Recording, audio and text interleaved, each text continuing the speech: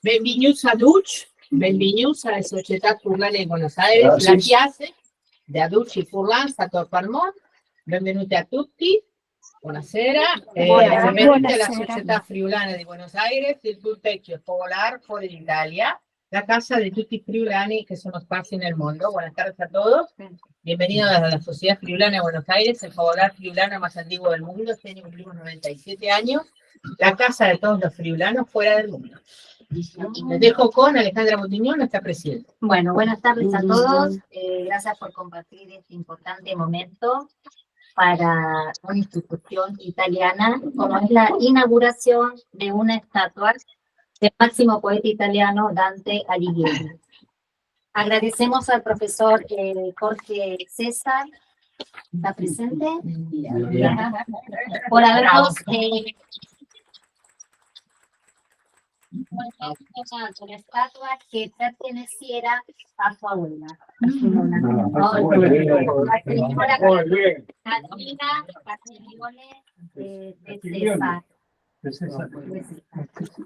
Inmigrante de origen lombardo, ejerciera como profesora de italiano en la Asociación Sociedad Italiana Progenio.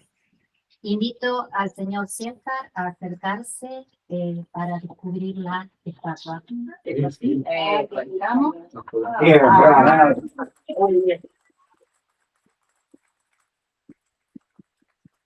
Nos reúne hoy el hecho de querer hablar de el señor Dante, el más grande autor de la literatura italiana, fiorentino, hombre medieval, nacido en el año 1267. Dante influenció no solo a la literatura, influenció a la música, al arte. De hecho, hay un libro fantástico de Gustave Doré con las imágenes de la comedia. Y cuando hablamos de Dante como su nombre propio. ¿Sí? Si yo les nombrara, por ejemplo, a Hugo, Salvatore, Grazia, ustedes se quedarían diciendo, ¿qué está diciendo esta mujer? Son tres absolutos escritores de lengua italiana. Hugo Foscolo, Salvatore Quasimodo, Grazia Deledda. Estos dos últimos premios Nobel de la literatura. Grazia Deledda, el primer premio a la literatura italiana lo recibió justamente esta mujer, de origen cesarda, era la señora Deledda. Pero a Dante, hablamos de Dante como si fuese nuestro primo, como si fuese nuestro amigo. En cualquier parte del mundo, casi, que uno nombra a Dante, ya sabemos de quién estamos hablando. Y si uno nombra a Miguel, nadie piensa en el más grande escritor de la lengua española, Cervantes Saavedra. Pero Dante lo ubicamos, inmediatamente sabemos quién es. Y lo peor de todo, por esto les digo, lo tratamos como si fuese nuestro primo, porque Dante no se llamaba Dante. No, se llamaba Durante di Alighiero degli Alighieri. Y Dante es un diminutivo, si a Durante le sacamos las letras del medio, nos queda Dante. ¿Por qué Dante es llamado el padre de la literatura italiana? Es fácil. El 15% de las palabras que existen hoy en el vocabulario italiano ya estaban en la Divina Comedia, cuando no había todavía lengua italiana. Sin embargo, el 15% y el 50% de las palabras de uso cotidiano tienen origen en la Divina Comedia. Avanzamos. ¿Es Buenos Aires una ciudad dantesca? Vamos a ver algunos de los monumentos, poco, pero Palacio Barolo. Luigi Barolo, obra de un arquitecto italiano, obviamente, Palante. Este señor tenía una obsesión con Dante. El Palacio Barolo es bellísimo. Ahí vemos que también hay, cuando uno entra al Barolo, están estos dos monumentos que son Beatrice y Dante.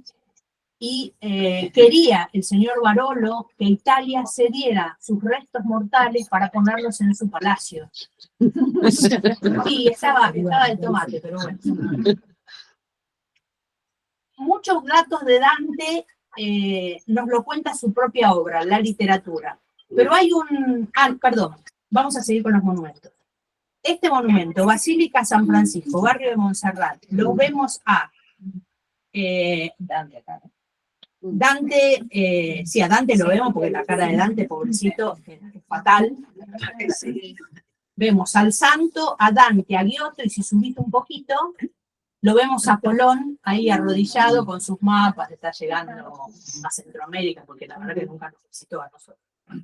Y este es un monumento que está central en la iglesia. Abrí un poquito, ahí. Lo primero que uno ve, están las dos torres, y lo primero que uno ve ahí es a Dante. Sí,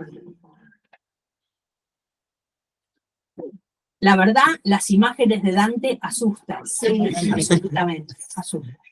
Este monumento está en el Rosedal, en el Paseo de los Poetas. Plaza Dante, zona de Recoleta. Siguiente, por favor. Este es el monumento al pensador que está en la Plaza del Congreso. La foto es fantástica porque se ve el Congreso, pero que tiene una particularidad. Es obra de Rodin, y cuando Rodin hizo este monumento, lo hizo por encargo. Era una alegoría del infierno de la comedia que iba a ser instalada en París. Esta estatua, el bronce que nosotros tenemos, es original. ¿Por qué? Porque el autor fallece antes de la colada.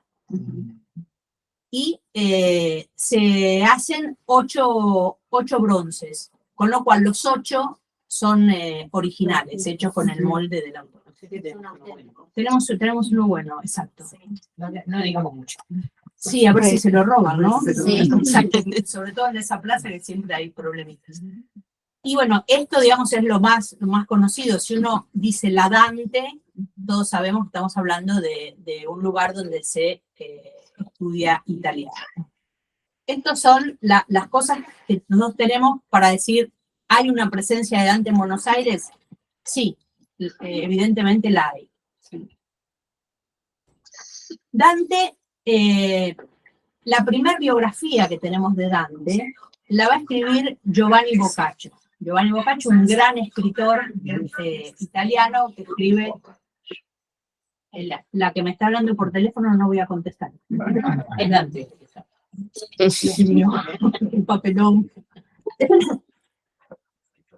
Ahí yo le puse Va a ser Boccaccio, con la particularidad que Boccaccio nace cuando Dante muere. Boccaccio tenía solo 7 años. Boccaccio va en el inicio de su libro que se llamaba Trattarello in laude di Dante. Es un libro donde habla bien de Dante todo el tiempo. O sea, no, como toda persona habrá tenido buenos y malos. Boccaccio si tuvo malos, que seguramente los tuvo, no lo nombra. Es elogio tras elogio. Va a escribir lo siguiente. Nacque questo singolare splendore italico nella nostra città negli anni della salutifera incarnazione del Re dell'Universo 1265. Nace este singular ejemplar itálico en nuestra ciudad, Firenze, en el año de la saludable reencarnación de nuestro Señor, bla, bla, bla, 1265. Todas estas caras feas que vemos de Dante, esas 2 fotitos chiquitas que están arriba, hace unos años la Universidad de Bolonia, Dante descansa en paz en Ravenna. Okay. Ravenna es Reggio Emilia, la capital de Reggio Emilia es Bolonia, entonces la Universidad de Bolonia se va a encargar de hacer un retrato de Dante a través de su cráneo. Y entonces este es el Dante y este no nos asusta, como el que vimos del Paseo del Poeta, que uno lo ve y dice, guau, me lo encuentro de noche y cruzo. Este es normal. ¿Sí? Y los trabajos empiezan en el año 1927 y la Universidad de Bolonia dice, hemos restituido a Dante su expresión más humana. No tenés que avanzar. No teníamos ninguna imagen de Dante, pero en este libro de Boccaccio va a escribir lo siguiente. Fu dunque questo nostro poeta di mediocre statura e poi alla matura età fu pervenuto, andò alquanto curvetto ed era il suo andare grave e mansueto di onestissimi panni, sempre vestito in quell'abito che era la sua maturità convenevole. Il suo volto fu lungo, il naso aquilino, gli occhi grandi, più grandi che grossi, che piccoli, le mascelle grandi, e il labbro di sotto era più avanzato. Il colore era bruno, i capelli barba spessi, neri e crespi, sempre nella faccia malinconico e pensoso. Traduzco. Dice, ¿qué pasa? Boccaccio, antes de escribir esto, se encuentra con un sobrino de Dante. Boccaccio no era noble nada, y esto es mi exclusiva responsabilidad. Boccaccio era hijo ilegítimo, va a estudiar, va a ser un gran literato, y se encuentra, cuando está escribiendo el Tratarello, se encuentra con un sobrino de Dante, y le dice, ¿qué flaco? ¿Sos el sobrino de Dante? El muchacho le dice, sí. ¿Y te pareces a tu tío? Le contesta como contestan los italianos. Me pareceré, soy su sobrino. Y entonces, inmediatamente, Boccaccio aprovecha para escribir esto, donde dice que es bajo, morocho, de pelo ondulado, barba tupida, que tiene los ojos grandes, las mandíbulas enormes, que tiene, la nariz aguileña, el labio, y el labio, y lo vemos, porque en todos parece que tuviera la mordida invertida, ¿no? Entonces, sí. Y bueno, la barba justo había ido del barbiere. no le pusieron. Va a tener Dante un primer maestro, Brunetto Lantini, que va a escribir un libro muy importante para la vida de Dante llamado Tesoro en español. Es una obra didascálica, es decir, una obra que busca aportar conocimientos. Y Dante, cuando va a escribir su comedia, seguramente se va a inspirar en este libro de su mayor maestro. Además de haber estudiado con Brunetto Latini, Dante va a ser autodidacta, y en el momento va a decir, lo que yo he aprendido como autodidacta es el arte de decir palabras con rima. Él hablando de sí mismo. Y va a tener un grupo de amigos, también literatos. El que se destaca es Guido Cavalcanti, más adelante vamos a ver por qué. Guido Cavalcanti es un exponente de lo que Dante mismo va a llamar el dolce stile nuovo, el dulce estilo nuevo, un nuevo estilo de literatura, sobre todo de poesías, basado en lo que se llamaba el amor gentil. Eran poesías que hablaban de amor, pero que no necesariamente tenían que tener una figura física a la cual referirse, por eso el nombre de amor gentil. Una particularidad que va a marcar la vida de Dante es que él a los 9 años, en la época medieval, niños y niñas podían jugar juntos solamente cuando eran pequeños. En la época medieval era así, y Dante va con su padre, lo lleva a una fiesta en la casa de su vecino, Folco Portinari. En esa fiesta conoce una niña, también nacida en 1265, Bice Portinari. Bice Portinari, la hija del dueño de casa, van a jugar, y Dante nunca se va a olvidar de esta niña. Es la que él va a llamar toda su vida Beatrice. En Firenze, inclusive en la casa, nadie le decía Beatrice, era Bice. Va a tener un segundo encuentro con su Beatrice a los 20 años de los dos. Y Dante va a quedar obnubilado. Ya cuando él vuelve a encontrarse con Beatrice, se la ve 2 veces en la vida, nada más. Cuando vuelve a encontrarse con Beatrice, él va a tener un sueño,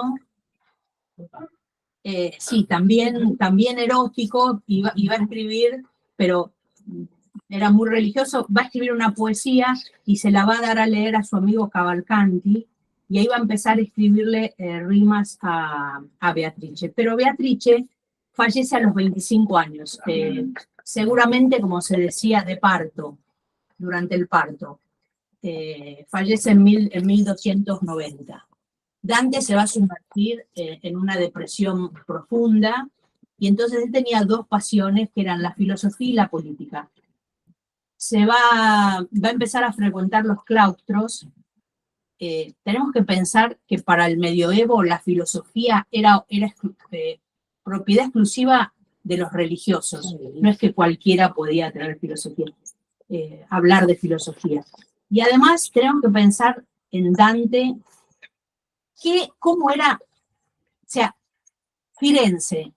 El que la vio en vivo, bien, y el que no la vio de Firenze, una ciudad que todos conocemos, que vimos fotos, vimos el Palazzo Vecchio, la torre de la cúpula de Brunelleschi, Santa María Novell, Ponte Vecchio, Palacio Pitti, y sigo, Palacio de la Signoria. Nada de eso existía en la época de Dante, nada. El llamado Palacio Vecchio en Piazza de la Signoria era que se empieza a edificar cuando Dante va al exilio, se edificó como palacio de gobierno. Dante en algún momento va a estar en el gobierno en Firenze, pero se reunían en una de hay dos cosas las iglesias estaban, pero tenemos que pensemos en Buenos Aires, la Catedral de Buenos Aires. La Catedral de Buenos Aires hubo varias hasta tener esta. La primera fue de adobe, con techo de paja, se cayó, después hubo otra, también se cayó. Digamos, para llegar a la catedral de hoy, hubo un recorrido para hacer. Muchas de las iglesias que hoy están en Firenze sí existían, pero no son las obras monumentales. Existía sí, que lo nombra él en varias oportunidades, el monasterio de San Giovanni, no el monasterio, el batisterio, en la Piazza Santa María dei Fiori. Pero no era, hoy lo vemos, medio octogonal, pero no tenía los mármoles, porque ahora es perfecto, la puerta del infierno, estas puertas, no era, o sea, era un batisterio, y lo otro que existía era la torre de Le Castagni, que era donde se reunía el gobierno cuando tenía que deliberar. Porque las ciudades medievales, y sobre todo en la Toscana, las familias ricas tenían torres. Símbolo de poder, sí, pero también tenían torres porque los ricos tenían debajo de su casa sus lugares, sus depósitos de las mercaderías, sus riquezas, y entonces era fácil que una o dos personas estuvieran arriba de la torre y desde la torre pudieran vigilar todo. De hecho, hay una ciudad, y yo me hice un resumen para no irme, pero yo siempre me voy, porque cualquier cosa me para. San Gimignano es llamada la Manhattan del medioevo. En San Gimignano hay más torres que casas. Es fantástico, ¿no? Porque uno va y es puro torre. Dante va a tener un problema con la nobleza. Él siempre tuvo la aspiración de ser noble. No lo era. Pero, siempre hay un pero. Hasta los 30 años Dante no va a trabajar. Cuando él tiene 18 años, su padre fallece. Él firma unos documentos a nombre del padre inmediatamente después del fallecimiento del padre. La madre de Dante, Bela degli Abbati, muere cuando Dante tenía entre 5 y 6 años. Pero lo encontramos a Dante protegiendo Firenze en batallas como la de Campaldino, que es la más famosa y de la que él más habla, pero hay otras también con los pisanos, hay otras batallas donde Dante participa, pero participa en la caballería. ¿Quiénes tenían caballos en el medioevo? Los nobles. Tener un caballo y mantener un caballo y tener la caballería era algo muy caro. O sea, no todo el mundo podía tener un caballo. Entonces sabemos que a través de los contactos que tenía la familia Abbati, o sea, de la mamá, a él le van a dar un título de caballero y entonces va a poder participar en la caballería en Firenze, en las batallas. Como dije, no trabajó hasta los 30 años y a los 30 años va a tener su primer trabajo, que va a ser una suerte de secretario municipal. Él tenía esta pasión absoluta por la filosofía y por la política. Y años después va a llegar a ser prior, que era el cargo máximo que se podía aspirar en la Firenze medieval. Hay algo que cuenta Boccaccio en su Trattarello in Loe di Dante, que dice que antes de que Dante naciera, vieron que, por ejemplo, en esta, no en la de Firenze, la de Bolonia, pero en esta tiene laureles, que la madre de Dante, antes de que él naciera, sueña que va a tener un hijo, el nombre Durante es porque es en honor a su abuelo materno, y sueña que Dante va a nacer debajo de un laurel. Todas estas cosas las tomamos con muchos broches, porque son del primer biógrafo Boccaccio, pero sabemos que Boccaccio lo amaba tanto a Dante que seguramente algunos errores voluntarios o no cometió. Pero ¿qué pasaba? Él no había trabajado hasta los 30 años. Poder tener un cargo político, un trabajo de político en Firenze, uno tiene que pagar impuestos. Y si no trabajás impuestos, no pagás. Porque además de la fortuna que tenían los Alighieri, se va a hacer cargo su hermano. Él va a estudiar filosofía, va a escribir, gracias a Dios que escribió lo que escribió, pero queriendo hacerse político, tiene que anotarse en lo que eran los grupos de profesionales. Si él se anota, tenía que elegir él se anota en medici speciali, médicos y farmacéuticos. No era ni médico ni farmacéutico, pero eso le da la posibilidad de acceder a un cargo político. Sabemos, como veremos más adelante, que Dante termina su vida en el exilio y entonces cuando ya no puede ejercer la política, va a escribir. Esta obsesión que él tenía con la nobleza hace que en una parte de su comedia, en El Paraíso, va a encontrar un personaje de apellido Cachagüida. Era su tatarabuelo. Tiene un diálogo, Virgilio de por medio, con Cachagüida, y Cachagüida le cuenta que él lo hicieron caballero porque participó en las cruzadas. Entonces Dante a Cachagüida lo ubica en el infierno, en el infierno, pero en el paraíso, como las personas que murieron para defender la fe. El abuelo había muerto en las cruzadas, y cierra perfecto. Dante, una particularidad. Si el abuelo paterno era Cachagüida, ¿por qué el apellido de Dante es Alighieri? Porque en general el apellido lo transmitían. El Cachagüida no había, o sea, los apellidos sí, no importa, no tenía hijos. Tenía hijos que se llamaron Bellinzone de Cachagüida, pero resulta que después el apellido cambia porque era tan fuerte la influencia de la esposa de Cachagüida, o sea, de la tatarabuela de Dante, que se llamaba Alighiera, que la familia, en lugar de ser, porque hubo un descendiente, se llamó Bellinzone di Cachagüida, que se cambió el apellido. Los empezaron a llamar, la mujer era Alighiera, y de ahí surge la familia Alighiera.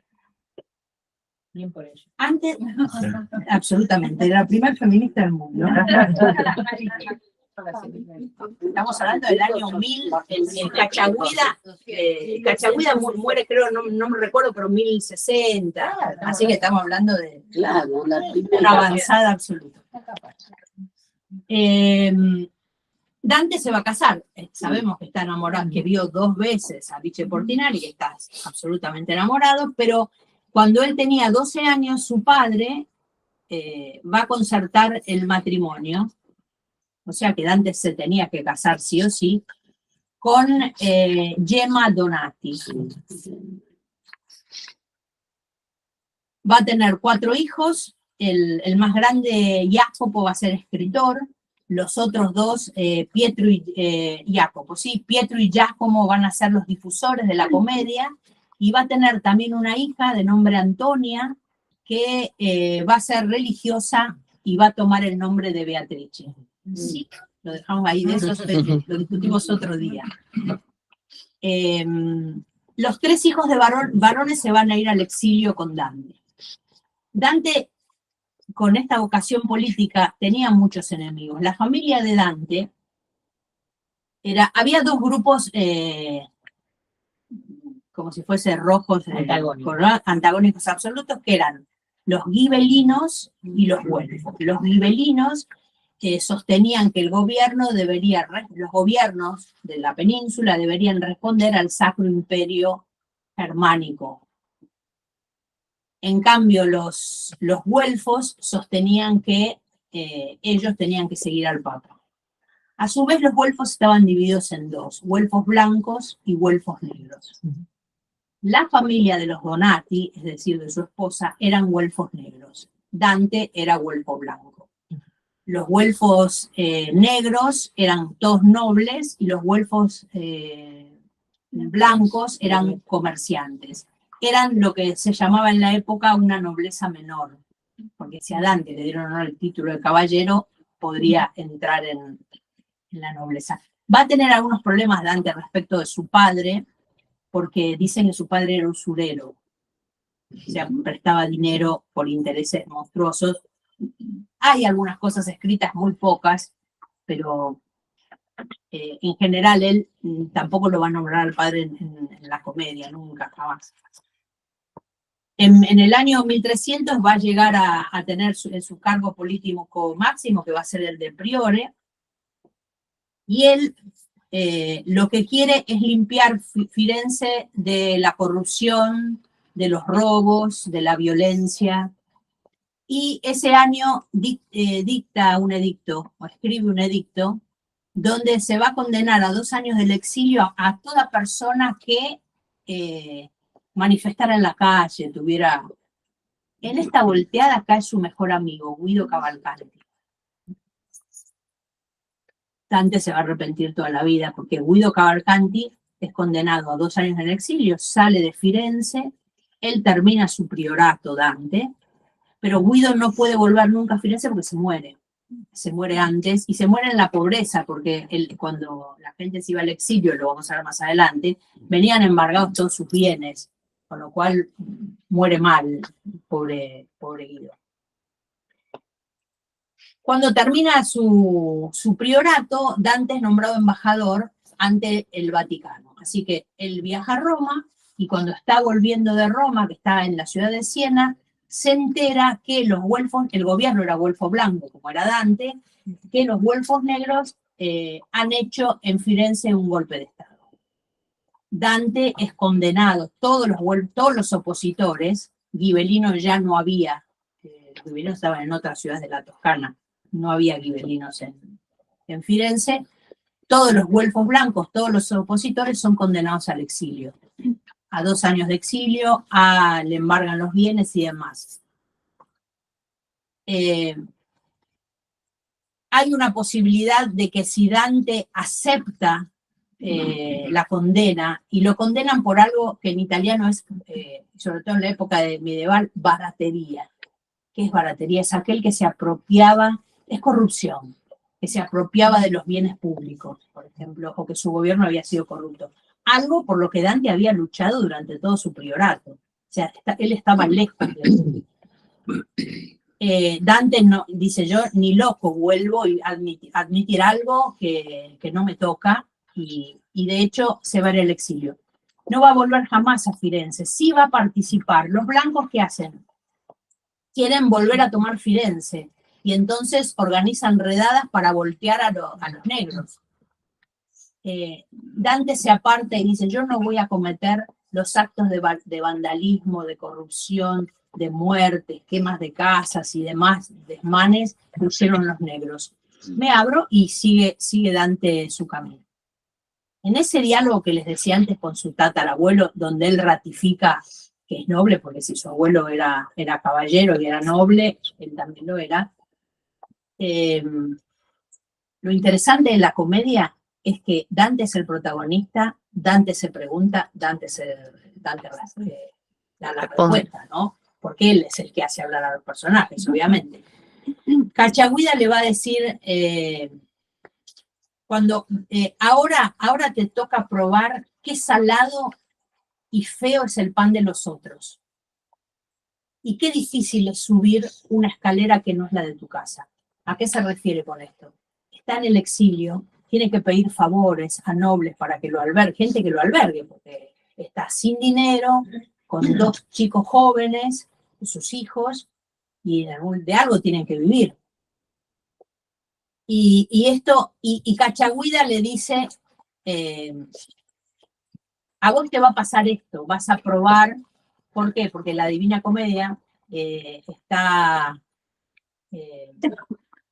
la ambientación es en una época anterior al exilio de Dante. Entonces como que Cacciaguida le dice, vos te van a echar de Firenze y te van a pasar todas estas cosas. En el exilio Dante va a escribir sus obras más importantes. No, cuando lleguemos a los...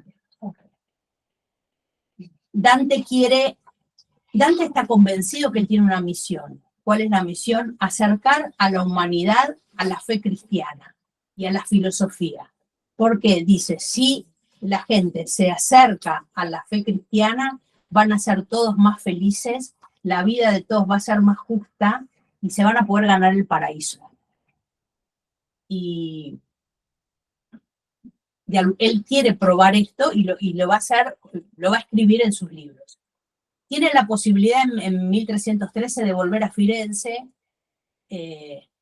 sin ningún tipo de cargo, siempre y cuando se pusiera delante del gobierno de Firenze y diga, soy culpable. Dante no lo va a hacer y por lo tanto nunca va a volver a Firenze.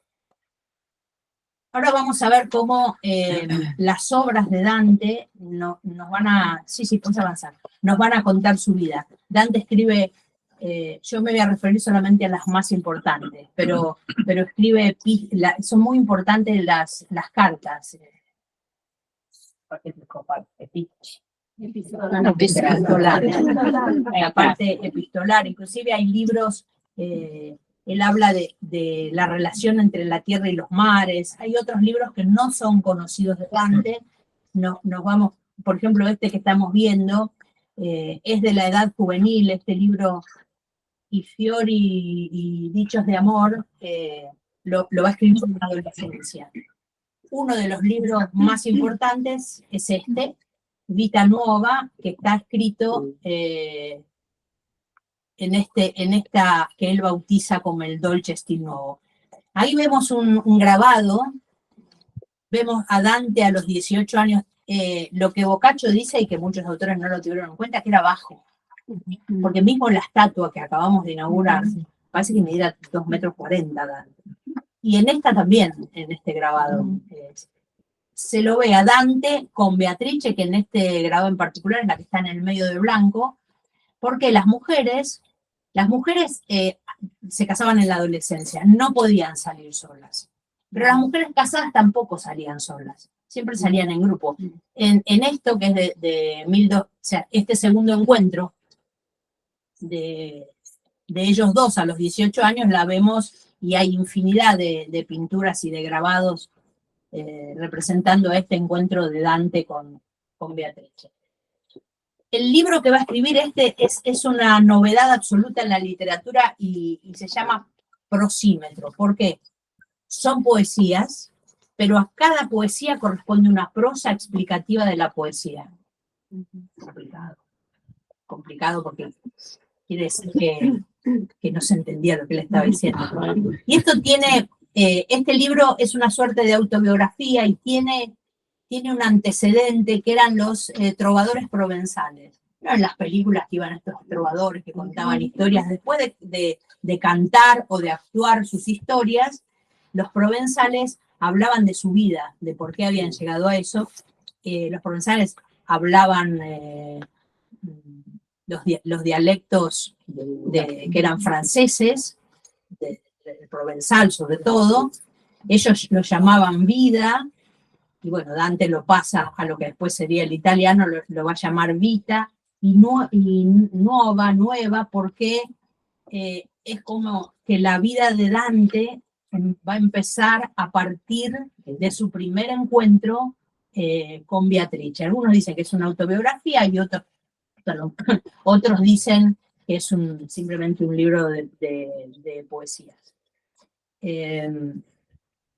Son 42 capítulos en prosa y dividida en 3 partes. La primera es la del amor cortés. Ese amor que está ahí. La segunda es un amor que ya tiene nombre y apellido. Igual sigue siendo cortés, porque las poesías del Dolce Stil Nuovo lo que hacen es halagar la figura de las mujeres.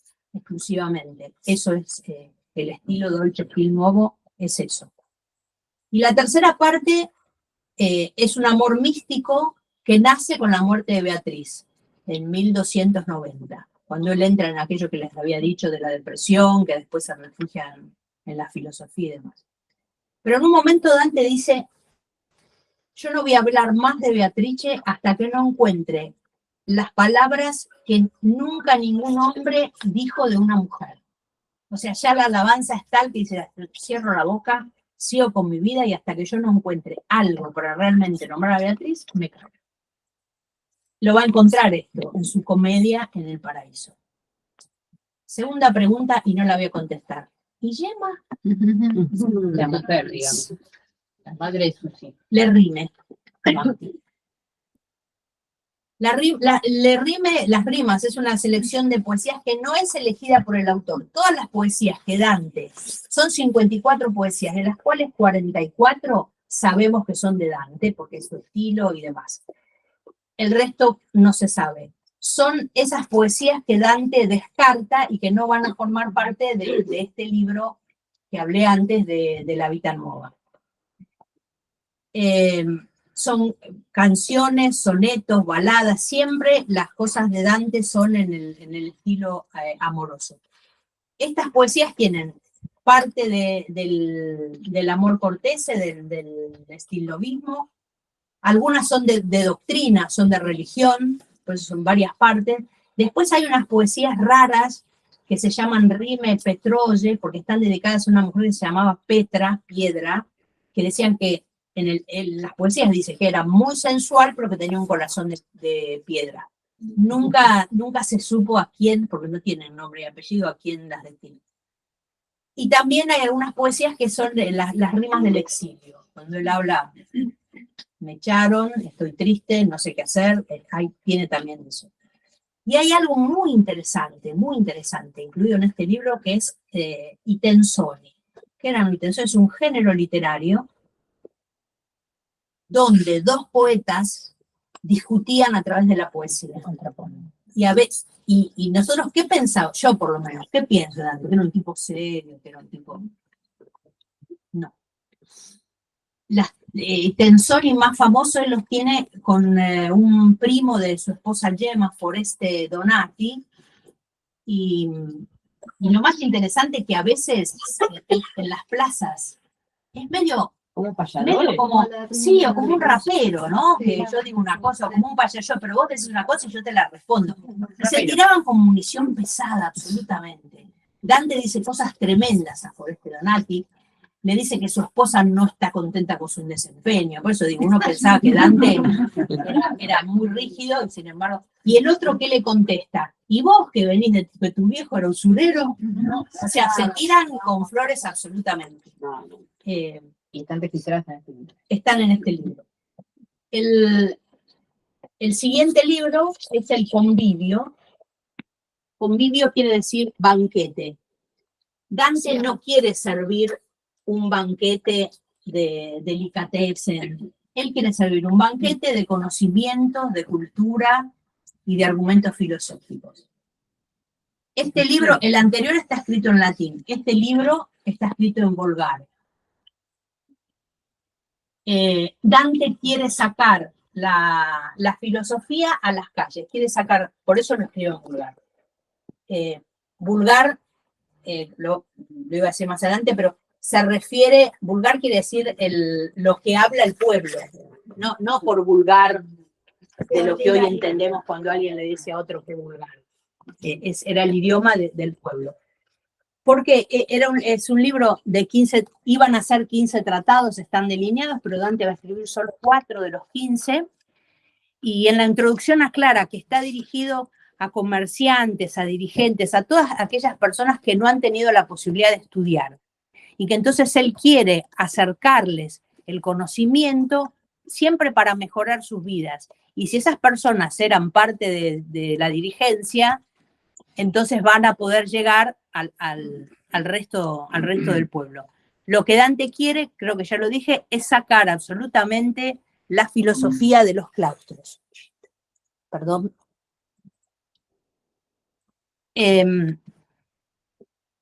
Al vulgar, Dante lo define como una lengua que está aprendida naturalmente. Es decir, los chicos, nace un bebé y va a aprender la lengua que se habla en su casa, su primer lengua.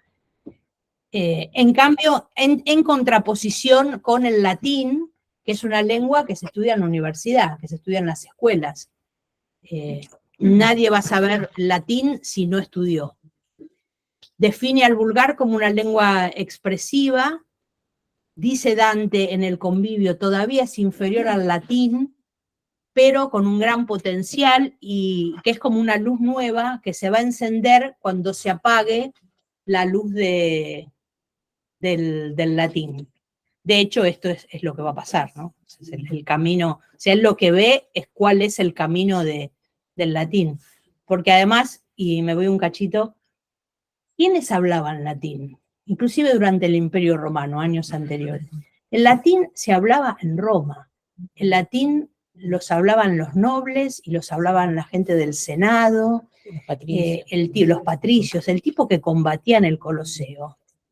No hablaba ese latín puro, hablaba latín. El latín que se va a transmitir al resto de Europa, porque todo el mundo en algún momento tuvo cercanías con el latín, eran los soldados. Los soldados no eran eruditos, con lo cual el latín que llega a las ciudades en esta época, en el medioevo, no es aquel latín, no es el latín que se habla en las iglesias. Es un latín de pueblo, es un latín que está mezclado con los idiomas regionales, sigue siendo latín, pero están haciendo este otro idioma, que está bien, que cada vez se aleja más del latín, que es el volgare. Este libro, como dije, está dividido en varias partes. Hay una parte que son poesías con sus comentarios, poesías que hablan de filosofía. Es difícil escribir una poesía, o sea, escribir capítulos y capítulos de poesías que hablen de filosofía. Es realmente, y más difícil es leerlo, ¿no? Más difícil es leerlo. En otra parte del libro, él lo que va a hacer, hace un elogio de la sabiduría y va a comparar al hombre con el león y con el águila. Dante dice, el león tiene dientes, tiene garras. El águila tiene alas. El hombre lo único que tiene para defenderse es el conocimiento. Esto se lo teníamos que decir a los gobernantes de hoy, ¿no? Capaz que sería Habría que hacerse remera. Y pasamos al libro, tal vez más importante de la vida de Dante, que es de Volgare y Elocuencia. Como dije antes, en latín burgos quiere decir pueblo.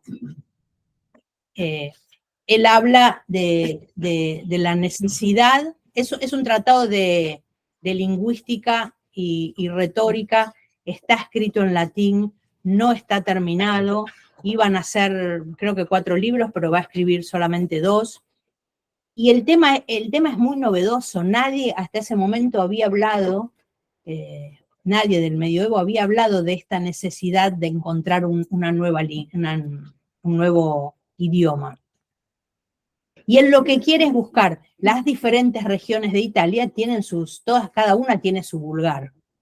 Dante va a dividir a Italia en 2, como si le trazara una raya por el medio, y va a dividir los vulgares del Adriático y los vulgares del Tirreno. Y los va a empezar a analizar. En este libro él habla de lengua, de filosofía, de creencias religiosas, hace toda una mezcla para llegar a lo que él quiere decir. ¿Y cómo empieza la historia? Empieza hablando de la Torre de Babel. Así empieza su libro.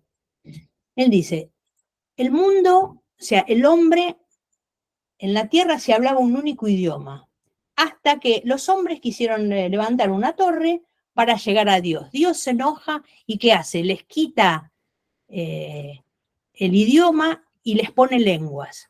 Los tipos se encuentran todos, esto lo sabemos porque está en la Biblia, se encuentran todos que hablan todos diferentes, no se ponen de acuerdo para terminar la torre la abandona y la torre, trácate, se cae. Entonces Dante dice, nosotros necesitamos unificar en Italia, las lenguas, que todos hablemos el mismo idioma. Y él nos habla que en el mundo, después de lo de Babel, hay tres grandes corrientes de idiomas. Había más, obviamente, y él lo sabía, pero bueno, porque no habla de Oriente. Nos habla que de Grecia hacia Oriente se hablaba el griego. En el norte de Europa, el germánico, y en el sur de Europa se hablaban 3 lenguas. El doc provenzal, el doil francés y la lengua del sí. Estas 3 lenguas van a nacer de este vulgar que va a ser derivado del latín. De estas lenguas que estaban en Italia, que él las llama las lenguas del sí, con esta división que hace, encuentra 14 vulgares diferentes. Él lo que está buscando es un vulgar ilustre. ¿Qué entiende él por vulgar ilustre? Un idioma que tuviera su propia literatura, su escuela literaria, que sea agradable al sentir, y ahora sí podemos usar en español, y que no sea vulgar.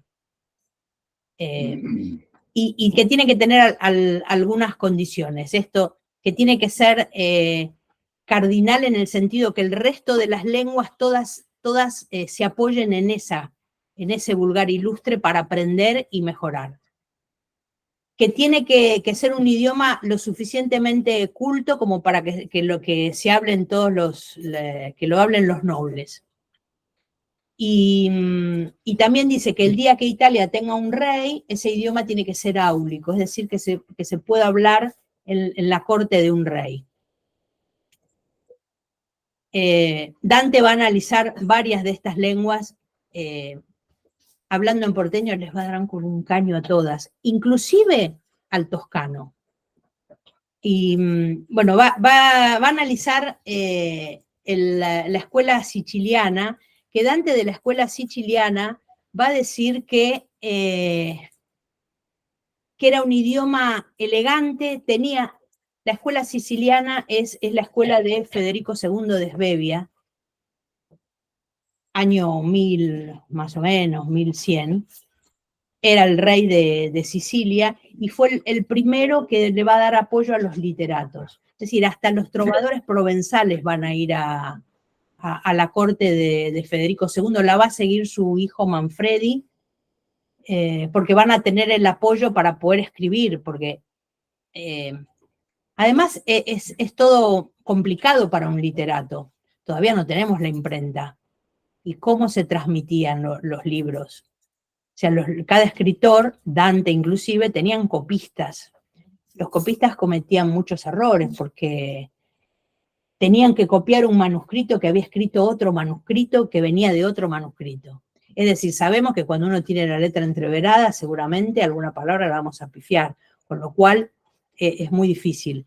Pero va a decir, es el único que considera, es el siciliano, el vulgar siciliano como la lengua que podría ser la lengua definitiva italiana.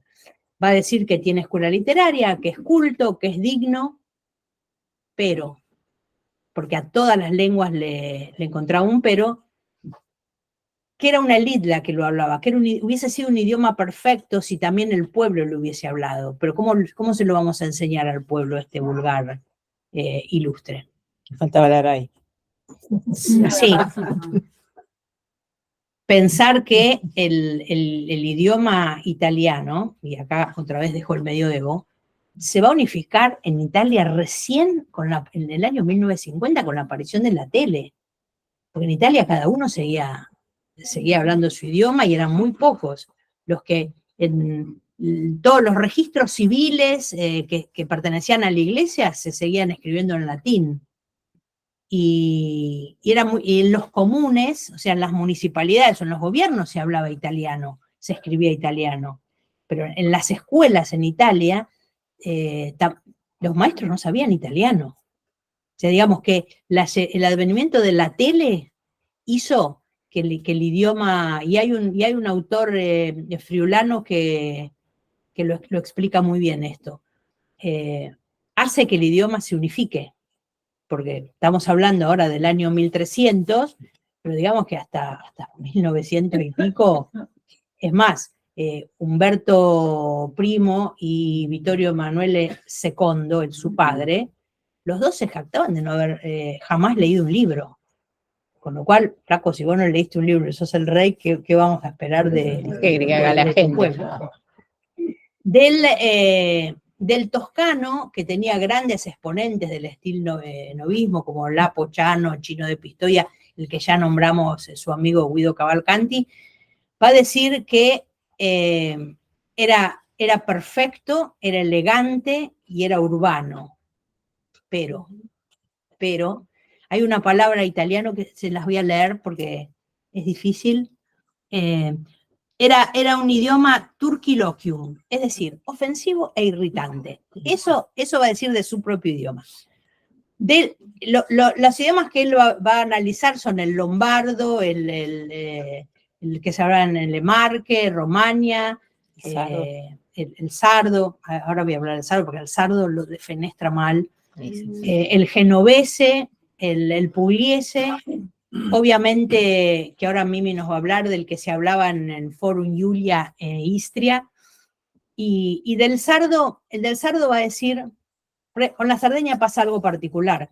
La Sardeña era parada obligada de Italia que se abastecía de granos en Hispania, cuando España se escribía con H, en Hispania. ¿Qué pasa? Cuando Italia se empieza a abastecer de granos en el Nilo, los granos de Egipto dejan de ir a la Sardeña, con lo cual el idioma sardo, porque los idiomas se van retroalimentándose, ¿no? Sobre todo en estas épocas que cada lugar siempre es invadida por otro y entonces siempre vamos a encontrar vocablos, nos pasa mismo nosotros hoy en día, que usamos palabras que capaz que trajeron los chicos que vinieron de Venezuela, como, ¿cómo sé yo? Las arepas o los cositos esos, o sea, hay un montón de palabras, los pequeños, un montón de palabras que queso ranchero, que no las teníamos, y el sardo, ¿qué va a pasar? El sardo deja de ir la gente y con lo cual es un idioma que no evoluciona. Y dice, para decir casas populares, en latín decimos domus nova, y ellos dicen dominus meus. ¿Por qué meus? Porque el puerto donde se cargaban los granos era Cataluña, era en Barcelona.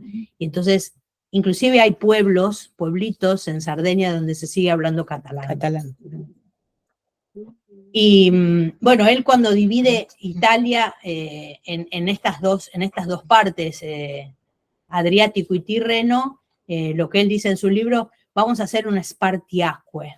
Los que saben italiano saben, es partir las aguas por la mitad, y entonces vamos a estudiar. Del Friuli también va a hablar pestes, de todos va a hablar pestes, pero en un momento dado, ¿qué va a hacer él? Va a dejar de escribir de vulgar y elocuencia, va a dejar el libro y se va a poner a escribir la comedia en vulgar. Y ahí, tácate, le tapó la boca a todos. Mimi. Bueno, yo voy a hacer un pequeño paréntesis explicando, ya que estamos en la friulana, la importancia del Dante y por qué pusimos Chefastu en lo que va a quedar registrado para la posteridad. ¿Por qué? Nosotros los que estamos acá en la friulana tenemos varias misiones. Una de ellas es combatir a capa y espada a cualquiera que le diga que el friulano es un dialecto. Todos mis alumnos lo saben, todos los friulanos y las friulanas saben. El que diga que el friulano es un dialecto, primero deberá lavarse la boca con polenta recién cocida. Porque el friulano es la lengua. ¿Y por qué nosotros decimos una lengua? Tenemos varias cosas. Primero, el friulano es una lengua porque el gobierno italiano dijo que es una lengua. De ley del año de 1999, el gobierno italiano dice el friulano es una lengua, es más, es la primera minoría italiana lingüística, es decir que de los 68 millones de italianos, los que más hablan una segunda lengua que no sea el italiano son los friulanos, que son 1.200.000, la primera minoría lingüística. Entonces, bueno, es una lengua, pero ¿qué es lo que la convierte en una lengua? Porque los friulanos lo digan, por más cabeza dura que sean, no. Hay varias cosas. El estatus lingüístico de la lengua tiene varias, para que sea considerada una lengua, tiene varias cosas, pero una de las cosas más importantes es que tenga una fuente documental antigua, es decir, que haya documentos, y ahora los voy a enumerar rápidamente para no aburrir a los no friulanos, comprobar que tenga una evolución y que esté vigente hoy en día.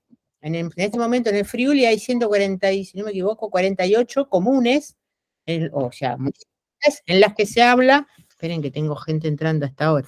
Tendría que rajar, ¿no? Que estamos entrando hasta ahora, pero bueno, a Leonardo se lo perdonamos. Hay 140, no recuerdo el número, de comunes en los que se habla oficialmente la lengua friulana. Si vos llegás ahí a escribir a tu hijo recién nacido, le decís Bundi, o hay portam miofi, y el tipo te tiene que contestar que sí, preguntarle el nombre del pibe y cuándo nació. Porque se habla como lengua oficial el friulano. Es más, los empleados están obligados a hablar en friulano. Bueno, para que se tengan una idea, el Friuli, que está en Nores, para los que no tienen idea, está en noreste de Italia, 140 kilómetros al norte de Venecia, limita con Austria, con Eslovenia, con Croacia, con el mar Adriático y con el Véneto y los Trentinos. Con Croacia no. Bueno, con Grecia casi. Baña el mismo mar. Y ¿sabes qué? No, con Croacia no, porque Fiume lo hemos perdido hace muchos años, así que va. Lamentablemente. Por eso, teníamos Fiume y no lo tenemos. Entonces, con Croacia no. Me perdí miserablemente. Ya está. Entonces, el Friuli va a nacer, toda la región va a nacer alrededor de la tercera ciudad más importante del Imperio Romano, que era Aquileia. Las ciudades eran Roma, obviamente Capua, y después venía Aquileia. ¿Por qué Aquileia? Pues estaba al norte, porque estaban los dálmatas, porque estaban los germanos arriba, era una ciudad de frontera, una ciudad importante, llegó a tener casi 300.000 habitantes, que era un montonazo en esa época. Roma tenía 1 millón. Tenía mucho tráfico de mercadería, pasaba la Iulia, pasaba la Postumia, o sea, pasaban varias vías importantes ahí. Es donde Julio César se para y está un año entero ahí antes de acometer la conquista de Austria, del altiplano de Austria y la Germania, la parte que él llega a conquistar. Era una ciudad muy importante. Aquileia fue destruida, fue la primera ciudad de la península destruida por Atila, para que tengan una idea. La dejó a ras. Yo la primera vez que visité Aquileia, la hago cortísima, pero para que entiendan la importancia y la destrucción de Aquileia. Fue en el 2009 con mi hijo y vimos algunas cosas. La última que fui ahora en el 2016, 30 veces lo que había visto. Le digo, ¿y todo esto dónde lo sacaron? Y empezaron a excavar. La primera vez que fui a ver, pero empezaron a excavar y están sacando ahora cosas de la ciudad. Porque realmente la dejó a ras. Era tan fuerte la ciudad de Aquileia y sus pobladores tan importantes, que va a ser la primera traducción de los evangelios a una lengua que no sea griego, en el que muchos fueron escritos, o el latín, en el que pasó después. La lengua a la que se tradujo los evangelios es al latín que hablaban los habitantes de Aquileia. En el siglo IV, por un obispo, que se llama Fortunaciano, que dice que lo va a pasar al idioma que habla el pueblo, que es un proto-friulano, un friulano muy, muy, muy antiguo, antes de la llegada de los longobardos, del cual no queda nada escrito porque se pierden estas traducciones, pero como está comentado y está en el Archivo Vaticano, está comentado y está considerado el primer vestigio del friulano en el mundo, o en la existencia. Los primeros documentos van a aparecer los primeros nombres en el año siglo IX, siglo XIII, cuando en Sicilia y Toscana nacían los primeros esfuerzos literarios, en el Friuli van a aparecer los primeros documentos, y van a ser documentos notariales, porque el pueblo friulano es un pueblo práctico, es un pueblo que va a los bifes, va también a escribir cosas bonitas, pero las primeras cosas van a ser actas, documentos notariales, listas de compras, documentos de uso práctico, donde van a aparecer nombres en friulano. Si se está nombrando una persona, va a decir Joan il Ros, por Juan, el de pelo colorado, que después va a derivar Joan Ros, va a derivar el apellido. Y muchos viajeros ya decían que el Friuli en un lugar independiente, bien separado lingüísticamente de la Italia, no solamente por las costumbres y los usos que sí eran muy diferentes al resto de Italia, pero sobre todo por la diferencia lingüística y el uso de friulano como lengua cotidiana por la gente. Dejando de lado el alemán que hablaban los administradores del Friuli, que eran señores alemanes que el Papa nombraba para administrar el lugar, y del latín que hablaban las cancillerías, que eran todas las cancillerías de los restos de los estados europeos, hablaban en latín, y los representantes de la iglesia que también hablaban en latín. Dejando eso y dejando de lado otra cosa que tengo que contar, que es el esloveno que se hablaba en el Friuli, porque cuando los húngaros y los turcos matan tantísimos friulanos, entran en Italia por ahí, matan tantísimos friulanos y se queda despoblada la campiña, van a traer colonos eslavos. Entonces hay muchas palabras del eslavo, es más, hay una ciudad que se llama Belgrado, en el Friuli. Las primeras composiciones poéticas. Van a ser 2 sonetos, van a ser 3 en realidad. Este que están viendo ahí es Piruch Niodolci Inculurit, Quanqueti Biot Osoy Dutardit, que es el escrito de un escribano que lo tenemos fechado, no la puse la fecha para no aburrirlo, Eduardo si anda por ahí se acuerda la fecha, yo no me acuerdo el número. Más o menos. ¿Por qué sabemos? Porque el tipo termina de escribir una escritura, da vuelta, se acuerda de la piba, es un señor grande por lo que dice, se acuerda de la piba y dice, perita mía, mi dulce colorado, cuando te veo me pongo todo rojo.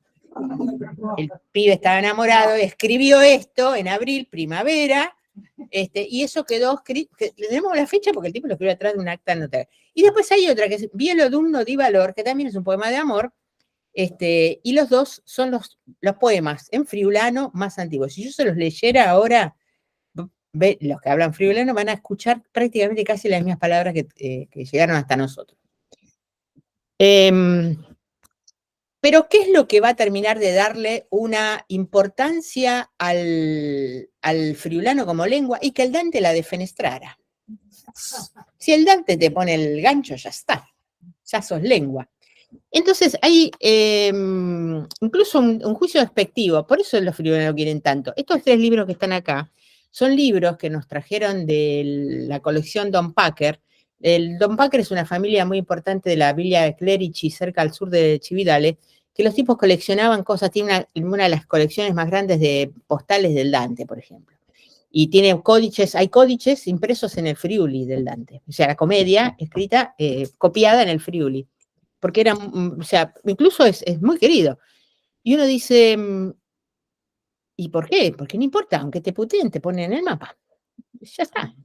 Entonces, yo dejé esta viñeta que es muy graciosa, porque está hablando ¿no? Que en un momento dice que hay 3 fieras que lo asustan al Dante, y aparece el friulano, le dice, che, fastu, y el otro dice, no, son 4, esperen que son 4 las fieras, porque lo que dice de los friulanos es, cuando está nombrando las distintas lenguas y cómo hablaban, dice, más allá, aquileienses e istrianos chimbremus, crudeliter accentuando tan chefastu. O sea, después esas gentes, ¿no? Que juzgamos negativamente, los aquileienes y istrianos, que casi eruptando o de manera cruel, te dicen chefastu. Yo les puedo asegurar, salvo pequeñas correcciones de grafía que si van a la targa, porque ya que Leonardo levantaba el dedo diciendo, está mal escrito, porque dice chefastu así. Sí lo escribió el Dante, ches fastu. La correcta es che, sin la S, fas, la A con el acento doble, tú. Tal cual, hoy en día, te dice un friulano en cualquier hotería, che fastu, me vino un error, ¿vamos a tomar algo? Es lo que dicen los friulanos. Y así tal cual lo escribió el Dante. O sea que el Dante, no puedo acreditarlo, no le traje esa parte, porque no quiero, Susana es una persona seria, yo no voy a hacer habladurías. Se supone, la leyenda dice que Dante estuvo en Udine, la verdad que si escuchó el chefasto y lo escribe así, el tipo tiene que haber estado. Es una leyenda, no se sabe. Que estuvo, pero estamos casi seguros que estuvo en Croacia, porque en un momento nombra dentro de la Divina Comedia el sagrario de Pola, con lo cual el tipo tuvo que haber conocido, si no, ¿para qué lo nombra Pola? Pola no es un lugar fastuoso, si nombra Pola porque estuvo por los lugares, por ahí. Y yo, los que conozcan la Grota Gigante, que es todo el sur, todo el suelo de Eslovenia y esta parte donde está Trieste, por ahí, es todo un suelo calcáreo con muchas grutas, el 80% es gruta debajo. Está la gruta más grande de Europa, la de Postumia. Hay la gruta más grande, la Gruta Gigante, que está ahí en Trieste. Yo creo que Dante la vio, cuando describe la bajada al infierno, es esa gruta. esa gruta. Pero, bueno, eso es lo que yo opino, es una de mis cosas, totalmente separada de Susana, que es una persona seria, yo no. No, porque yo sí tengo la documentación que Dante estuvo en La Spezia. Me imagino. Me imagino. Ci mancherebbe. Esperen que esto lo voy a esconder, así pueden leer lo que dice completo. Porque dice, no le da, dice, probando casi su visita al Friuli. Yo diría que el pibe estuvo. A mí nadie me saca la ilusión. Estuvo 19 años, pobre. Anduvo vagando. Dando vueltas. Algún frico se pudo haber comido, tranquilamente. Pero bueno, no tenemos registro, pero nada. Por eso pusimos en la targa que va a estar en la Friulana, Dante, que yo, y pusimos, ¿qué fas tú? Y creo que acá terminaba. Sí, porque después viene la parte seria de vuelta. Siguiente libro, este es el último de estos libros de la literatura menor de Dante, porque después vamos a empezar a hablar un poquito de la comedia, porque la comedia es complicada. Es complicada. Para que tenemos café. Sí, se enfría, ¿no? Son 5:30. Que se llamaba De Monarchia, pronunciado en italiano, De Monarchia, la monarquía. Está escrito en latín, son 3 libros. Esta obra sí está finalizada, no como los otros, que le dije uno iba a ser 14 tomos, hizo 4,5 y todo lo iba dejando.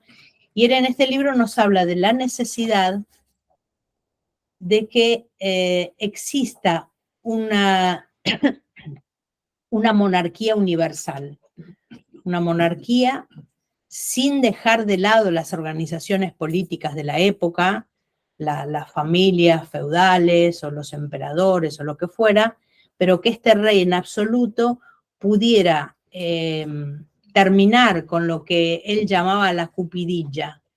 La cupidilla en castellano es codicia. La traducción es codicia, pero en italiano la palabra cupidilla va más allá. Es mucho más. Es todo lo malo es cupidilla. Hablando de corrupción, esa palabra abarca un montón de cosas. Y él quiere este gobierno universal y ahí quiere dividir 2 gobiernos, uno que se dedique al cuerpo y otro que se dedique al alma. El que se dedique al alma claramente es el gobierno del Vaticano. Esta idea que él tenía acerca de la iglesia es uno de los motivos por el cual a él lo echan de Firenze y termina los últimos 20 años de su vida en el exilio. Él tenía este gran enemigo, que era el papa de ese momento, que aparte era un papa extraño, había llegado al poder haciendo renunciar a Celestino, que era el papa anterior. Nunca se encontró la bula papal, con lo cual hizo trampa. Y además era apoyado por los güelfos negros porque lo que el papa quería era... la iglesia llegó a tener un poco más de 1/3 de Italia, pertenecía a la iglesia, con todos sus ejércitos. No es que la iglesia se dedicaba a la purificación de las almas, absolutamente no. Y Dante critica esto. Digo, uno de los motivos por el cual los echan es por este pensamiento que él tenía. Y el Papa en ese momento, apoyado por los güelfos negros, lo que hace es tomar Firenze. Y Firenze pasa a ser parte de la iglesia. O sea, va a seguir teniendo su prior o su gobierno, pero depende absolutamente de la iglesia. Entonces él quiere un emperador, no que esté tampoco por encima de la iglesia, pero que imparta paz y justicia y que la iglesia se dedique solamente a las almas. Entonces presenta Dante la opción de un imperio romano para Europa, que un imperio romano con un emperador romano estaría bien, pero que la iglesia se quede en sus claustros y no venga a molestar.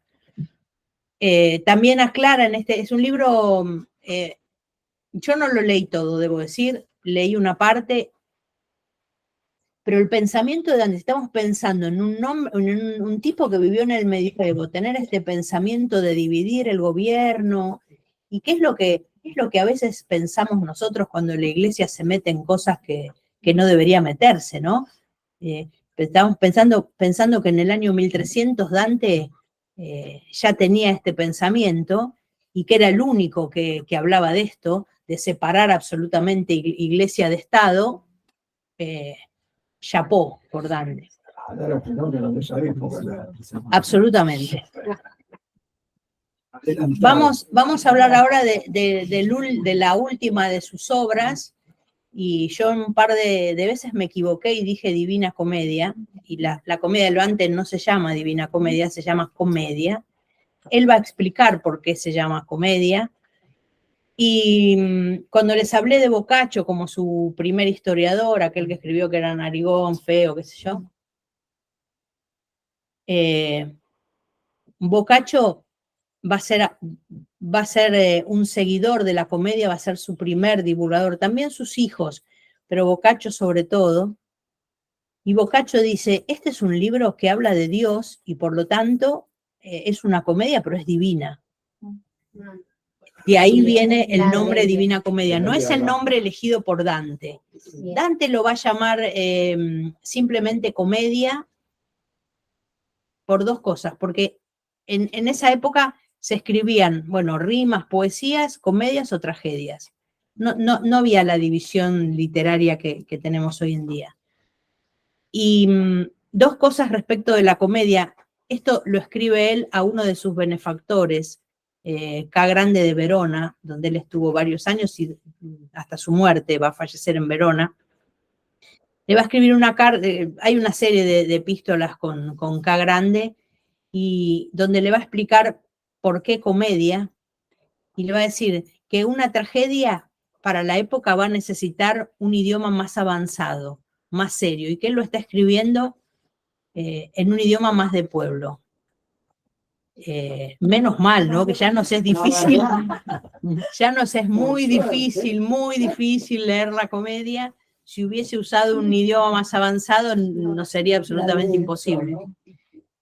Y es un libro fantástico, también como fantasía, fantástico. Está dividido en tres partes. Es un viaje, a él le va a llevar 15 años escribirlo, pero es un trayecto que él hace de 7 días.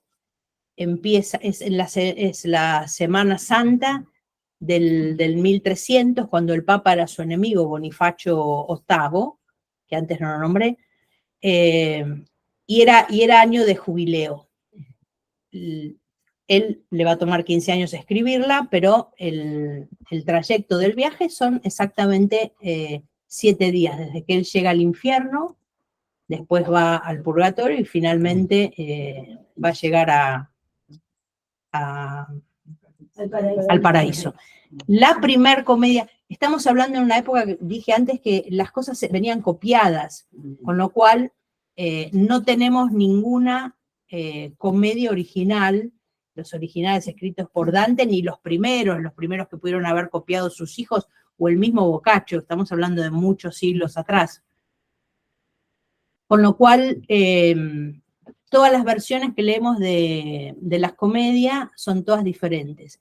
Lo que hoy vamos a leer, yo lo saqué del libro con el que mi madre estudió en Italia, porque estuve buscando textos. Yo tengo ese libro, es un libro grande, porque los libros, la comedia se puede leer en horas. Lo que pasa es que todos los libros de la comedia están comentados. Entonces uno lee 6 versos y 3 hojas de explicación. Con lo cual un libro que capaz que era así, no sé, terminan siendo libracos infernales con letras minúsculas, tipo de leerlos con lupa, porque eso es lo que pasa. Ahora lo que uno ve en las librerías es diferente, puede comprar los 3 libros separados, igual comentados, uno del Paraíso y demás. Igual cómprense los ilustrados. Los ilustrados capaz que es más fácil de entender. La imprenta se crea en el 1400 56. 40. 56. Bueno, y el primer libro impreso de Dante de la comedia es 1472. Bueno, como ya les dije antes, es comedia. Por eso yo siempre trato de no decir Divina Comedia. Me resisto porque además Boccaccio, cuando escribe su Tratarello in Laude, además de tener una descripción pésima de Dante, está muy edulcorado ese libro. Entonces, está mal. Inclusive hay un capítulo del libro que estaba releyendo anoche donde habla de su matrimonio. Habla de su matrimonio y no nombra a la pobre Gemma, Boccaccio. Está totalmente desubicado. Habla de su matrimonio, flaco. Tuvieron 4 hijos, estuvieron casados, se conocían de chicos, qué sé yo. ¿Por qué Dante, bueno, Vulgar y Elocuencia escrita en latín, él explica por qué nos hace falta tener un vulgar que unifique la lengua italiana? Se cansa él de escribir este libro. Ya una vez que defenestró a todos los vulgares, ya está, se mandó a escribir en el suyo. Y es prácticamente ese vulgar toscano es el que hoy hablamos Como italiano. como italianos, a pesar de que hoy el toscano es bien diferente porque los toscanos se aspiran las letras C. O sea, me imagino a Dante leyendo poesía diciendo jinque en lugar de cinque. Debería ser bastante divertido. Podemos tomar. Aspiraba Dante la C, por ahí no la aspiraba él. Era toscano. ¿Qué sabe? Así hace tantos años. Oye, que la aspirara porque tenía la boca. Es la Divina Comedia o la comedia, es un poema enciclopédico, porque Dante toca temas, habla de política, habla de astronomía, habla de literatura, habla de justicia.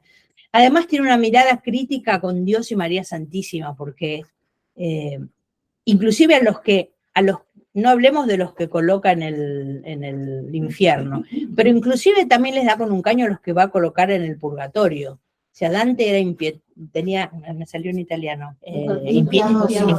impiadoso con prácticamente todo el mundo, salvo Beatriz. con Virgilio y con Beatriz, y obviamente con Cachagüida. ¿Cómo está estructurada la comedia? Es muy interesante porque además era cabulero Dante. El número 3 representa la Santísima Trinidad para la religión católica. Son 3 cantos. Cada uno de los cantos está compuesto por 33 cantos. Está escrito en un tipo de escritura que eran lettercine encadenadas en 3. De 3, sí, 3 y 3. O sea, cuando leamos van a ver que de la primera tercina, el renglón 1 va a rimar con el renglón 3 y abolia, ¿no? En italiano. Escribir semejante libro, todo haciéndolo rimar absolutamente, debe haber sido una tarea, por eso le tomó tantos años. Pero además, el canto que vamos a leer hoy es la introducción al infierno. Con lo cual el infierno en lugar de 33 va a tener 34 cantos, pero el primero es introducción. Hacen un total de 100 cantos. En la época de Pitágoras, el 100 es igual a 10 por 10. El número 10 era un número sagrado, era un número... Partimos 10 dedos. Porque 1 más 2 más 3 más 4 suma 10, y cada uno de esos números representaba agua, tierra, fuego y aire. Entonces hay esta cosa de ser... De dai numeri. Además, Dante no va a usar solo Dante dava i numeri. Dar, cuando uno dice en italiano, yo le digo a ella, tú dai numeri, le estoy diciendo, estás loca de remate. Esa gente que empieza a dar los números a la lotería porque está sí, pero en italiano quiere decir que estás tocado. Estás tan tocado que da los números de la lotería. Tener los patitos alineados. Además de usar su vulgar, este vulgar ilustre toscano, es una obra que tiene plurilingüismo, porque él usa palabras del provenzal y él analiza 14 vulgares, usa uno, el toscano, pero va a usar palabras de los otros 13. Digamos, después de haber escrito de vulgar y elocuencia, se tiene que congratular con el resto de Italia para que no lo vuelvan del exilio, para que lo echen del paraíso. ¿Qué busca Dante con este libro? Dante con este libro busca, al principio les había dicho que su maestro era Brunetto Orastini, que había escrito una obra didascálica, es decir, una obra que aportaba conocimiento. Y Dante nos aporta un conocimiento tremendo. Dante habla de Homero, habla de la Tierra, estamos hablando de una época donde la Tierra era el centro, todavía era el centro del universo. Tiene conocimientos de todo, de astronomía, de todo. Dante les había dicho que Dante no era tan serio. Les voy a leer algo, no lo voy a traducir, pero por el sonido lo van a saber. Dante escribe cosas tremendas y divertidas y cosas sublimes. La que les voy a leer ahora es la divertida. Está hablando en el infierno Dante pone a todos los pecadores, a todos sus enemigos, obviamente Bonifacio VIII va a estar en el infierno, los güelfos negros van a estar en el infierno, todos los que él no quería obviamente van a parar al infierno. Va a escribir y después están los demonios también, y escribe, Delia avea il cul fatto trombetta.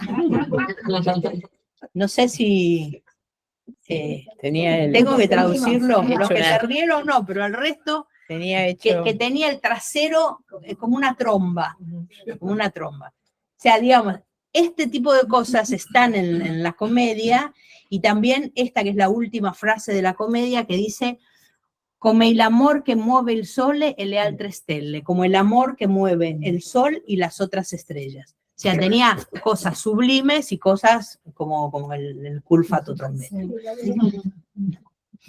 Hay tres principales protagonistas de la comedia. Uno es él que hace todo el viaje. El otro es Virgilio, lo que nosotros vamos a leer hoy, y lo van a poder leer todos porque está subtitulado. Es un canto pequeño, son 5 minutos. Es cuando él se encuentra con Virgilio. Hay una canción muy conocida de Silvio Rodríguez que dice, cuando Virgilio me acompaña al infierno. No, desconozco, no es lo mismo, pero bueno, no importa. Bueno, sí, no importa, si tenés que ir con alguien te va con Virgilio. claro, porque además era uno de los poetas como Homero, que él había estudiado, y lo que vamos a ver cuando él se encuentra, que le dice, sos mi maestro, vamos a leer eso. Sos un capo, le dice. Y San Bernardo y obviamente Beatriz. Igual se iba con cualquiera. Dante, le dicen, bueno, ahora cuando lo leamos van a ver, está en un lugar, encontré una selva misteriosa oscura y me voy con este pibe. Pero él sabía quién era este Sí, pibe. ya sé, bueno, igual, porque le vio los laureles, igual no le iba. Lo que le decía antes del universo geocéntrico, Dante es un reflejo de todos los conocimientos de la época. La Tierra está inmóvil, en la cúspide. Si pones una que se veía... ¿Esta? No, anterior al ingreso del infierno. Esta. Ahí está. Está Lucifer, ¿no? Sí, debajo. Está Lucifer que traiciona a Jesús, le dan un cachetazo y lo mandan al infierno. Se abre esta vorágine, como vemos ahí, y va a parar al centro de la tierra, ahí donde todo se quema. Y arriba de todo estaba Jerusalén, como lugar de Jesús, digamos.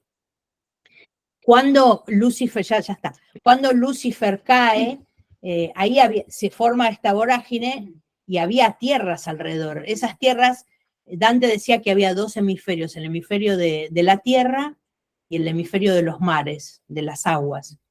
Esa tierra que se escapa de los costados del infierno es lo que va a formar en el hemisferio de las aguas el paraíso. Ahí van a vivir Lucifer y sus amigos como este que tenía el trasero como una trombeta. El infierno, no le parece. En el infierno, obvio que sí, Ay, perdón, que Dios perdón, mío. perdón. Vamos a poner la trompeta en el... El paraíso como el confín del mundo va a tener 9 esferas y después la 10ª, porque siempre está esto de el 10, que siempre sea 3, 3, 3 y llegar a 10. Y Beatrice, antes pregunté por Gemma, y a Beatrice la va a trobar.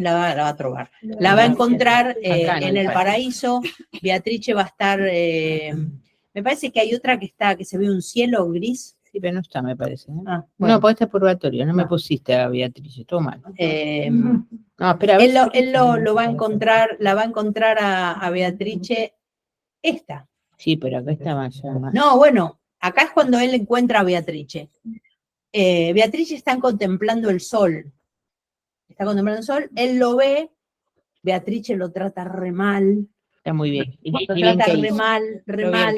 Después se amigan y él se queda de lado de lo mal que lo trata, porque él le dice algo como que él ve a Beatriz y se está por poner a llorar, ¿no? Y Beatriz le dice, che, flaco, estás en el paraíso. Este es un lugar para que todos estemos contentos, estemos bien, estamos en el paraíso. Y vos te venís acá con la depre. Pero es un verso que lo trata, yo se los traduzco para que ustedes entiendan, porque ya es difícil leer a Dante. Lo trata re mal. Después se terminan amigando.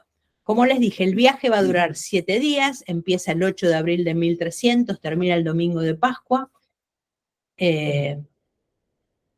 Y las últimas palabras es eso que le dije, de cada uno de los cantos, las últimas palabras las que les leí antes, pero de los 3 cantos la última palabra es stella. Nel mezzo del cammin di nostra vita mi ritrovai per una selva oscura che la dritta Rita. Ah, quanto a dir qual era cosa dura sta selva selvaggia e aspra e forte che nel pensier rinnova la paura. Tante amara che poco è più morte, ma per trattar del ben chi vi trovai, dirò dell'altre cose chi vos corte. Io non so ben ridir come ventrai, tant'era pien di sonno a quel punto che la verace via abbandonai. Poi che fui al piede d'un colle giunto, là dove terminava quella valle, che mi aveva di paura il cor compunto. Guardai in alto e vidi le sue spalle, vestite già dai raggi del pianeta che mena dritto altrui per ogni calle. Calor fu la paura un poco quieta, che nel lago del cor me era durata.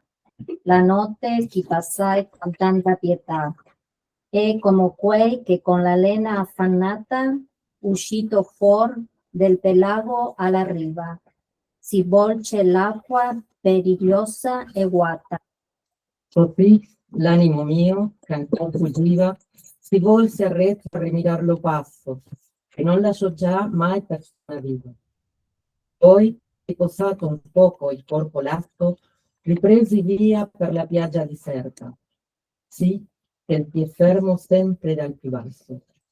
Ed ecco quasi al cominciar vedersa una lonza leggera e presta molto, che di pel macolato era coperta e non mi si partia dinanzi al volto, anzi impediva tanto il mio cammino, che fui per ritornar più volte volto. Tempera dal principio del mattino, e lo sol montava in su con quelle stelle che eran con lui quando l'amor divino mosse di prima quelle cose belle. Sì che bene sperar mera cagione di quella spera alla gaeta pelle. L'ora del tempo e la dolce stagione, ma non sì che paura non mi desse la vista che m'apparve d'un leone. Questi parea che contra me venesse, con la testa alta e con rabbiosa fame, sì che parea che l'aereo ne tremesse. E qual è quel che volontieri acquista, e giugni nel tempo che perderlo face, che in tutti i suoi pensier piange e s'attrista. E tal mi fece la bestia senza pace, che venendomi incontro a poco mi ripigneva là, dove il sol tace. Mentre chi ruminava in vaso luogo, dinanzi agli occhi mi si fu offerto chi per lungo silenzio parea fiocco. Quando vidi costui nel gran diserto, miserere di me gridai a lui, quel che tu sii, od ombra, od uomo certo. Rispose non homo già fui, nacqui sul Giulio, ancor che fosse tardi, mantovammi per patria ambedui, nacqui sul Giulio, ancor che fosse tardi, e visi a Roma sotto l'uomo Augusto, al tempo degli dei falsi e bugiardi. Poeta fui e cantai di quel giusto figliuolo che venne di Troia. E su Parviglion fu combusto. Ma tu perché ritorni a tanta noia? Perché non sali il dilettoso monte che è principio e cagion di tutta gioia?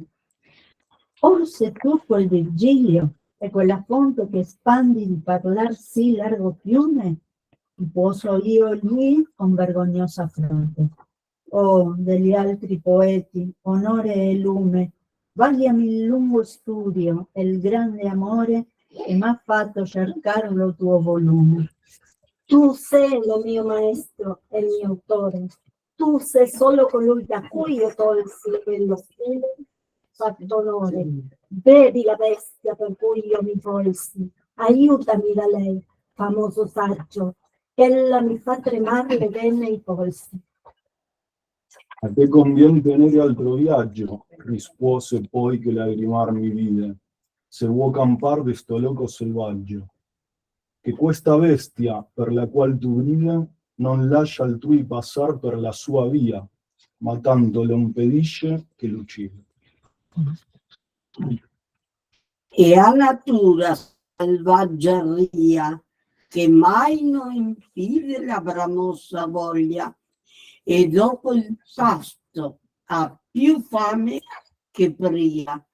Molti sono gli animali a cui si ammoglia, e più saranno ancora, infin che il veltro verrà, che la farà morire con doglia. Questi non ci verrà terra né peltro, ma sapienza, amore e virtute, e a sua nazione sarà tra feltro e feltro. Di quella umile Italia fia salute, per cui morì la Vergine Camilla, Eurialo e Turno e Niso di Ferute.